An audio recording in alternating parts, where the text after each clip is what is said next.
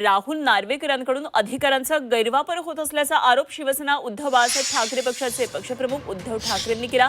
नार्वेकरांकडून विरोधी उमेदवारांना धमकावलं जात असून निवडणूक आयोगाने त्यांना निलंबित करावं अशी मागणी त्यांनी केली। मुंबई महापालिकेसाठीच्या जाहीरनाम्याचं प्रकाशन केल्यानंतर उद्धव ठाकरेंनी माध्यमांशी संवाद साधला। यावेळी त्यांनी विधानसभा अध्यक्ष राहुल नार्वेकरांवर निशाणा साधला। राहुल नार्वेकर, मी मुद्दामून नावानिशी बोलतो कारण विधानसभा अध्यक्ष हे विधानसभेत असतात, त्यांचा अधिकार हा सभागृहात असतो।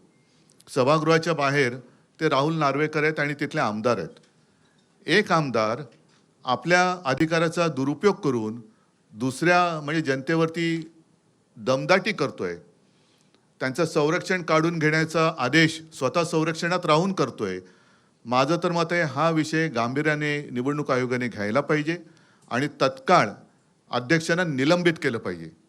कारण अध्यक्ष हे कोणत्याही पक्षाचे नसतात, ते जनतेचं जे काही न्यायासन आहे विधिमंडळ त्याचे अध्यक्ष असतात आणि तिकडे निष्पक्षपातीपणाने कारभार करण्याची जबाबदारी त्यांची असते। अध्यक्ष हे कोणत्याही पक्षाच्या प्रचाराला जाऊ शकत नाहीत किंवा त्यांनी जाता कामा नये असा एक अलिखित किंवा लिखित दंडक आहे। त्याला छेद देणारं उद्दाम वर्तन त्यांनी परवा केलेलं आहे आणि म्हणून त्यांना तत्काळ निलंबित केलं पाहिजे, त्यांच्यावरती गुन्हा दाखल झाला पाहिजे।